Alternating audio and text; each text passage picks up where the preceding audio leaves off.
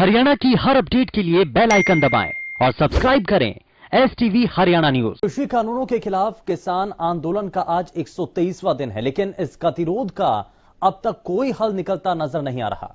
एक तरफ जहां किसान अपनी मांगों को लेकर बॉर्डर पर डटे हैं, तो वहीं सरकार भी पीछे हटने के लिए तैयार नहीं। और इन सब के बीच किसान नेता अपने आंदोलन को एक बार फिर से तेज करने और धार देने के लिए नई रणनीति पर मंथन कर रहे हैं। इसी को लेकर धरने पर बैठे किसानों ने आज होलिका दहन के मौके पर तीनों कृषि कानूनों की प्रतियां जलाने का ऐलान किया है। विरोध तेज है, लेकिन समाधान की राह अभी तक मुश्किल नजर आ रही है, बहुत दूर नजर आ रही है, क्योंकि बातचीत के जरिए ही समाधान किया जा सकता है और अब बातचीत हो नहीं पा रही है। तो ऐसे में बड़ा सवाल यही है कि किसानों की इन मांगों पर क्या सहमति बन पाएगी, सरकार इस पर विचार करेगी और बातचीत का जो अभी तक गतिरोध बना हुआ है, जो आगे अभी तक बातचीत शुरू नहीं हो पाई है, क्या एक बार फिर से वो बातचीत का सिलसिला आगे बढ़ पाएगा। और इन्हीं सभी चीजों को लेकर के ये हम आपको तस्वीरें भी दिखा रहे हैं और साथ ही साथ किसानों के द्वारा एक और बात यहां पर रखी गई है। अलग अलग जो धरना स्थल है, खासकर के टीकरी बॉर्डर के आसपास का वो इलाका जहां पर किसानों ने गंदगी को लेकर के एक शिकायत की है। आसपास गंदगी बनी हुई है, सफाई कर्मी वहां पर सफाई के लिए आते नहीं है। तो ये किसानों के द्वारा कहा गया है कि साफ सफाई व्यवस्था कम से कम इन इलाकों में धरना स्थलों पर दुरुस्त की जाए, ताकि जो आम लोग हैं या जो किसान इस वक्त धरना स्थलों पर मौजूद हैं, उनको जो बुनियादी चीजें होती हैं, वो बुनियादी सुविधाएं कम से कम उनको मिल पाएं। इसीलिए ये मांग की जा रही है। तस्वीरों के जरिए भी लगातार हम आपको दिखा रहे हैं, किसान आंदोलन कर रहे हैं और कितना कारगर ये कदम फिलहाल साबित होगा। और आज जब 3 कानूनों की प्रतियां जलाई जा रही हैं कई जगहों पर, तो ये कदम कितना कारगर साबित होगा, इसके जरिए सरकार के ऊपर कितना दबाव बनेगा और आंदोलन जब चल रहा है तो रणनीतिक तौर पर यह कितना प्रभावशाली है और आगे आने वाले समय के लिए भी क्या और कदम उठाए जाने हैं, इसको लेकर के भी क्या अभी तक कोई जानकारी है, यह भी हम जानेंगे। किसान नेता हमारे साथ कार्यक्रम में जुड़ेंगे, उनसे जरा यह भी जानने की कोशिश करेंगे कि आगे की अब रणनीति क्या है और आने वाले समय में भी जो रणनीतिक तौर पर जो कदम उठाए जाएंगे उसमें कितना किसानों का साथ मिल रहा है और आने वाले समय में कितना मिलने की संभावनाएं हैं और कितना असर सरकार के ऊपर बनता हुआ देख पाएंगे। ये फिलहाल ऐसी कई चीजें हैं जिनको लेकर के हम लगातार आपको तस्वीरें दिखा रहे हैं। दरअसल आंदोलन के 123 दिन हो चुके हैं, समाधान अभी तक निकला नहीं है। कृषि कानूनों के खिलाफ किसान आज भी अलग अलग दिल्ली से लगती हुई सीमाओं पर डटे हुए हैं। केंद्र किसानों के बीच गतिरोध बना हुआ है, बातचीत का सिलसिला आगे बढ़ नहीं पा रहा है और आखिर बातचीत के द्वार कैसे खोलेंगे, यह अपने आप में बड़ा सवाल बना है।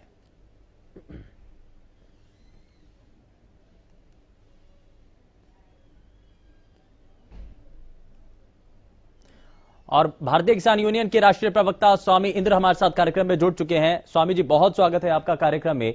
और जरा स्वामी जी से ही जान लेते हैं कि क्या अभी तक की स्थिति है और कितना कारगर ये कदम साबित होगा। स्वामी जी, बहुत स्वागत है। बताइए जरा इस पर कि क्या आज, क्योंकि 3 कानूनों की प्रतियां जलाई गई हैं, इसका कितना प्रभाव आप मान रहे हैं, कितना असर हो रहा है और सरकार के ऊपर क्या दबाव बन पाएगा।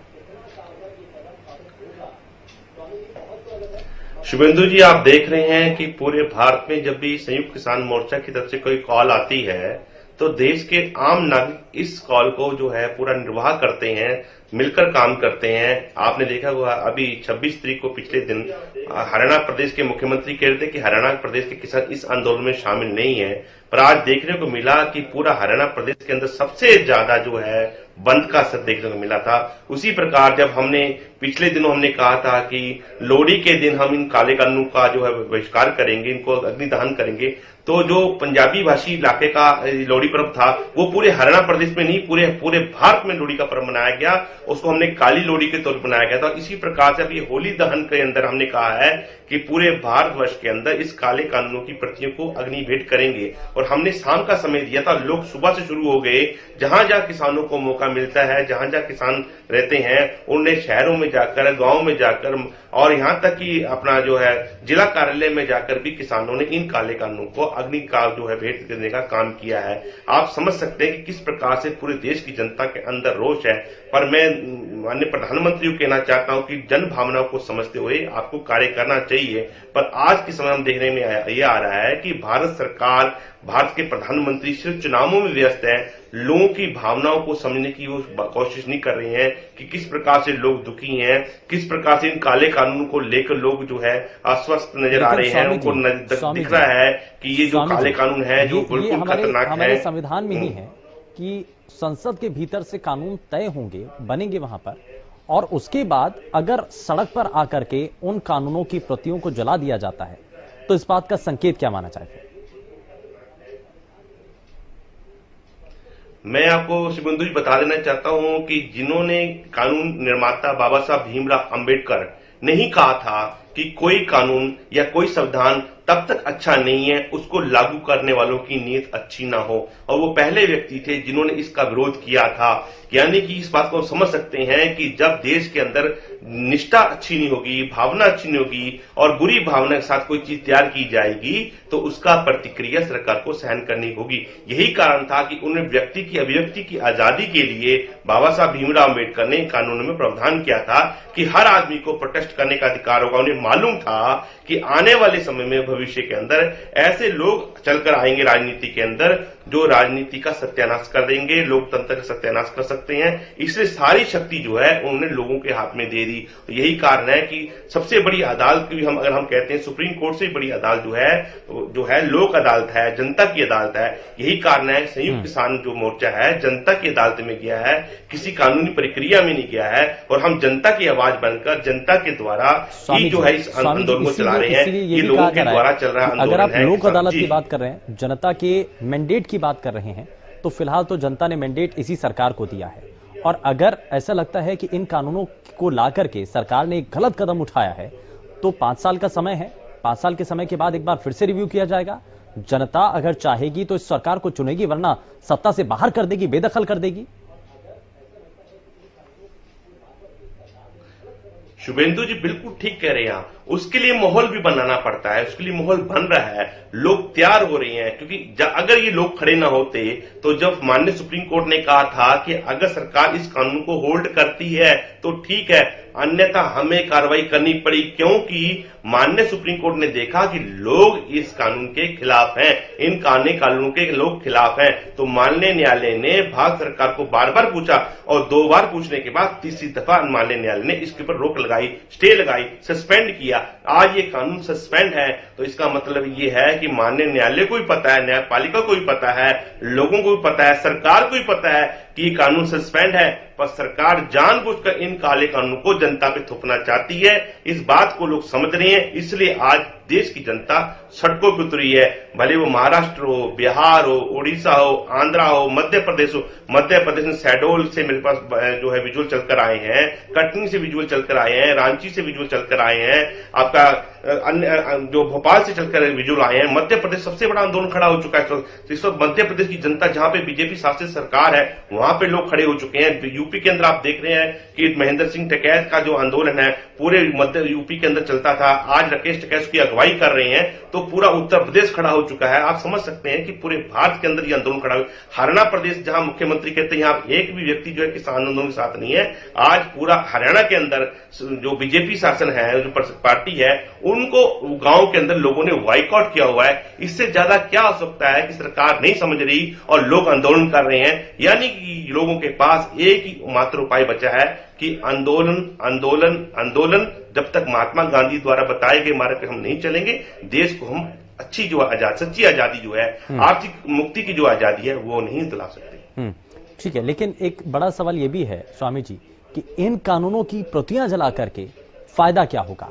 क्या इसके जरिए समाधान निकलने की संभावना है? आप, जैसा कि हम शुरुआत में मैं आपसे सवाल भी कर रहा था कि इससे क्या सरकार के ऊपर दबाव बन पाएगा, तो समाधान क्या इस कानूनों की प्रतियों को जला करके हो सकता है? शुभेंदु जी, आप भी जानते हैं, हम भी जानते हैं कि जो भी हल निकलेगा वो वार्ता से निकलेगा और सरकार को जवाबदेही अपनी तय करनी होगी।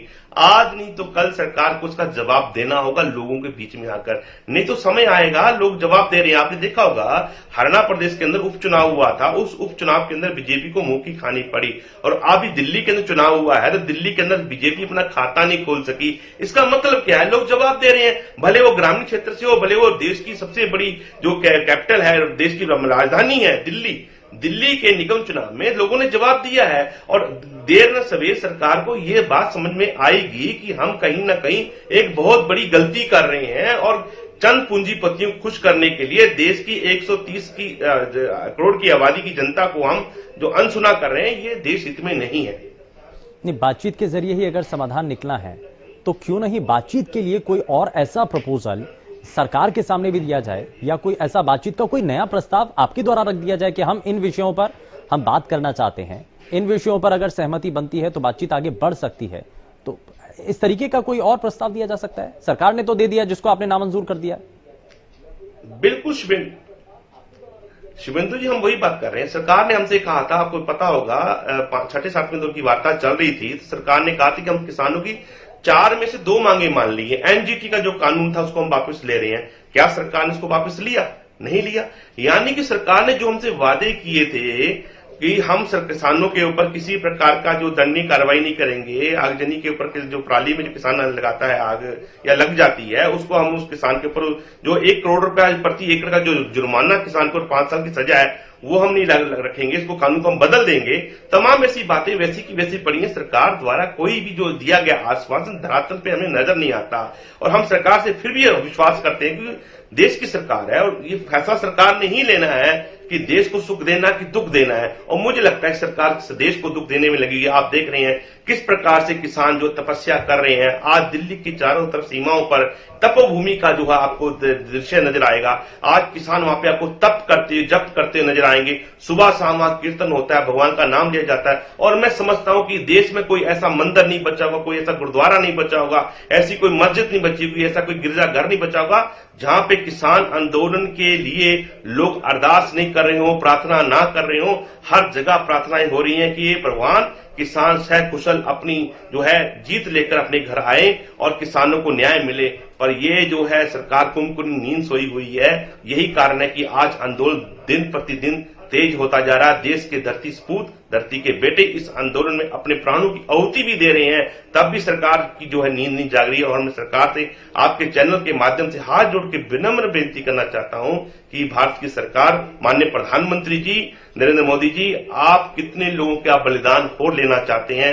लोग तत्पर हैं अपने बलिदानों को देने के लिए, क्योंकि ये भगत सिंह, सुखदेव, राजगुरु के औलादे हैं, वंशज हैं और ये अपना जो है देश के लिए अपने जो है प्राणों की आहुति दे सकते हैं। पर सरकार को भी सोचना होगा कि कहां तक ये बात जायज है कि इन बेकसूर लोगों की आप जो है निर्मम हत्या कर रहे हैं। ये अच्छी बात नहीं है सरकार। लेकिन स्वामी जी, जिस सरकार के ऊपर और भारतीय जनता पार्टी को लेकर के जो आप टारगेट कर रहे हैं, हरियाणा के अंदर भी वही सरकार है और हरियाणा सरकार ने ये एक प्रावधान भी किया है इस बार से कि अगर फसल खरीद में देरी होती है तो जितना समय उसमें देरी को लेकर के उनका अगर नहीं पहुंचता है पैसा उनके अकाउंट में एक निश्चित समय तक, तो उसके बाद उसका ब्याज भी उनको दिया जाएगा। तो ये कुछ ऐसे प्रावधान हैं जो कि आज तक नहीं हुए थे। क्या ऐसे कदम उठाना सरकार के द्वारा, भारतीय जनता पार्टी की सरकार ने जो कदम उठाए हैं, ये सही है या गलत है? शिवेंदु जी, मैं सरकार के इस कदम की जो सराहना करता हूं, पर मैं एक बात बता देना चाहता हूं। हरियाणा प्रदेश के अंदर जब से जो गन्ना जो है मिलों में दिया जाता है, उसमें एक एक्ट है, अनुबंध है, उसके तहत जो किसान को 15 दिन तक उसकी फसल का भुगतान नहीं होता, तो 15 दिन के बाद किसान को 15% ब्याज के साथ उसको पैसा देना होता है। ये केंद्र में और हरियाणा प्रदेश के अंदर बीजेपी की सरकार को लगभग 6 से 7 साल हो गए हैं। मैं हरियाणा सरकार से पूछना चाहता हूं, क्या गन्ना उत्पादन किसानों को आपने ब्याज के सही पेमेंट दिलाई है? नहीं दिलाई है। ये सिर्फ इनके वादे हैं, चुनावी वादे हैं और ये सिर्फ लोग लुभाने वादे हैं। इन्होंने तो आम जनता को कहा था 15 लाख रुपए खाते में आएंगे, इन्होंने लोगों से कहा था 2 करोड़ नौकरियां आएंगी। अभी हरियाणा प्रदेश के अंदर कल ही की बात है, ये कह रहे थे 75% हरियाणा को प्राइवेट सेक्टर में नौकरी दी जाएगी और कल ही जो है उसमें संशोधन की बात हो गई है कि मुख्यमंत्री और खुद जो है उप मुख्यमंत्री बैठकर इस बात को तैयार हो गए हैं कि इसमें हम संशोधन करेंगे। यानी एक रास्ते से ये लाते हैं कानून, दूसरी चोरी, चोर वाली जो मोहरी ये रख लेते हैं, जहां से ये बहुत बड़े पैमाने में चोरी करते हैं। और मैं पूछना चाहता हूं, हरियाणा के किसानों ने पूछा है सरकार से, मेरा फसल मेरा ब्यौरा किस कानून के तहत आता है जो आप किसानों से लेते हैं। इसके अंदर इतनी बड़ी धांधली है कि हरियाणा के लगभग 40% किसान जो है इसका लाभ नहीं ले पाते, उनका जो है रजिस्ट्रेशन नहीं हो पाता। जिन किसानों का रजिस्ट्रेशन हो भी जाता है उनका बाद में निरस्त हो जाता है, यानी कि वो किसान अपने हरियाणा की मंडियों में अपना उत्पादन नहीं बेच पाते, अनाज नहीं बेच पाते, तो उनको दूसरे खातों का सहारा लेना पड़ता है या जो है खुले बाजार में अपना अनाज बेचना पड़ता है। ये सरकार जानबूझकर अपनी जवाबदेही से भागने के लिए ये सारे काम करती हमें नजर आती है, और आप भी देख रहे हैं और हम भी देख रहे हैं। अगर वास्तव में सरकार की नीयत सही होती तो हरियाणा का किसान जो है खुशहाल होता, भारत का किसान खुशहाल होता।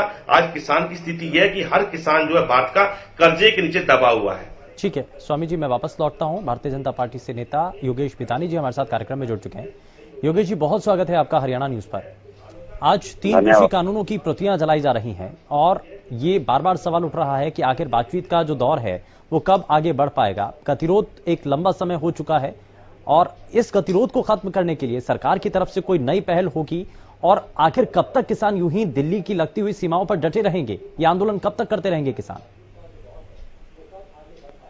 मैं किसान भाइयों से अनुरोध करता हूं, हाथ जोड़ के बेनती करता हूं कि सरकार की बात को माने, और ये विरोध बाहर के लोग आकर आपको भड़का रहे हैं, इनकी बातों में ना आए, इसको समझने का प्रयास करें, और जो भी आपकी समस्या है हम उसका जैसा आप चाहेंगे वैसा हल हो सकता है। पर ये जिद पे अड़ना है कि रद्द हो, मुझको कानून रद्द कर दो, फलाना कर दो, एक चीज रद्द करी तो दुनिया में कई उठ जाएंगे जो कहने के लिए ये भी रद्द करो और वो भी रद्द करो। समझना चाहिए कि हमको किसान हमारे भाई हैं। नहीं तो ये बीच में जो आने वाले लोग हैं जिनको आप कह रहे हैं कि ये भड़का रहे हैं या इस पूरे आंदोलन को गुमराह कर रहे हैं, ये लोग हैं कौन? राजनीतिक में विपक्ष और विपक्ष दो पक्ष होते हैं। सत्ता में काम करने वाला और जो सत्ता में काम नहीं करता है उसकी लालसा और उसकी इच्छाएं रहती हैं, उसकी तेज में रहती है, महत्वाकांक्षी रहता है। इसलिए उनसे अनुरोध है कि देश को स्थिति देखिए, देश को संभालिए, अपनी राजनीति छोड़कर किसानों का भी भला करें, इनके परिवार का भी भला चाहें। ये छोटी छोटी बातों में इनको न भड़काया जाए, और किसान हमारे योगेश जी, किसान संगठन नेता बार बार एक बात कह रहे हैं कि हमें सरकार के ऊपर भरोसा नहीं है। आप कह देते हैं, आश्वस्त कर देते हैं, लेकिन आपने जो इससे पहले के काम किए उसको आधार अगर माने तो उनको भरोसा नहीं होता है। किसान बार बार ही कह रहे हैं। मुझे हरियाणा का एक ऐसा लीडर बता दो जो हमारी बात पे सहमत ना हो। ये तो बाहर के लोग जैसे राकेश टकेत वगैरह आए, पहले जसपाल मलिक आया, इस तरह के लोग आकर हरियाणा की जनता को भड़का रहे। उन लोगों से अनुरोध है, हरियाणा की जनता को समझना चाहिए क्या हरियाणा का नुकसान होता है कि अगर बाहर के लोग आकर आपको गुमराह करते हैं। तो यानी कि आप ये मान रहे हैं कि हरियाणा के लोग इसमें नहीं है? हरियाणा के नहीं, केवल भड़काए हुए लोग हैं, केवल वो लोग हैं, बाकी किसान लोग नहीं है इसमें। ठीक है, बहुत जल्दी से रिएक्शन स्वामी जी। योगेश जी से मैं पूछना चाहता हूं, क्या आज आप बीजेपी का पट्टा पहनकर गांव में घुस सकते हैं हरियाणा के? आज हरियाणा में आपकी क्या स्थिति है ये बताइए ना। किसने भड़काया हरियाणा को और किसने काले कानून दिए पूरे देश को, ये बताइए आप। चलिए स्वामी जी, लेकिन शब्दों का थोड़ा सा चयन सही तरीके से होना चाहिए, ये इस तरीके के शब्दों का इस्तेमाल नहीं होना चाहिए। खैर, बहुत शुक्रिया स्वामी जी, आप जुड़े हमारे साथ।